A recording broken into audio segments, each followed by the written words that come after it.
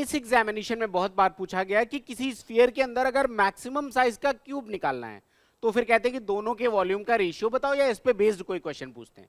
तो देखो इसका बेसिक लॉजिक क्या है, कि अगर ये एक स्फीयर है जो डॉटेड लाइन से बना है और इसके अंदर मैक्सिमम साइज का मैंने क्यूब कट किया है, तो इसके पीछे का लॉजिक ये होता है कि जो इसका डायगोनल होगा, यानी कि क्यूब का डायगोनल, वो क्यूब का डायगोनल इस स्फीयर के डायमीटर के बराबर होगा। मतलब अगर मैं यहां से कुछ इस तरीके से उठा के मिला दूं, ये जो डायगोनल है, तो ये स्फीयर के किसके बराबर होगा, डायमीटर के बराबर होगा।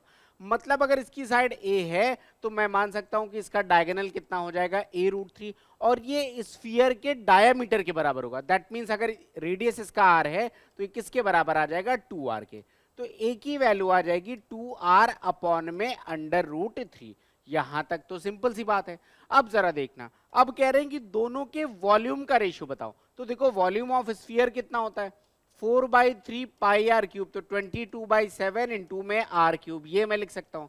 और अगर मैं इस क्यूब के वॉल्यूम की बात करूं तो कितना आ जाएगा, 2r/√3 का होल क्यूब। तो कितना बन जाएगा, ये बन जाएगा 8r क्यूब अपॉन में 3√3।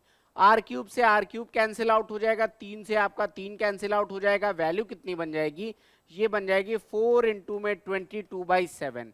ये क्या आ जाएगा, 8 आपका यहाँ पर आ जाएगा और √3 आपके पास यहाँ चला जाएगा। 4 से ये 2 टाइम्स, 2 से ये 11 टाइम्स, तो फाइनल रेशियो आ जाएगा 11/√3/7। यानी कि अगर किसी स्फीयर के अंदर मैक्सिमम वॉल्यूम का क्यूब निकाला जाए तो दोनों के वॉल्यूम का रेशियो कितना आ जाएगा, 11/√3/7। डायरेक्ट क्वेश्चन आते हैं एग्जामिनेशन में। आई होप लॉजिक क्लियर होगा। अब क्वेश्चन आएगा तो आप आराम से कर लोगे।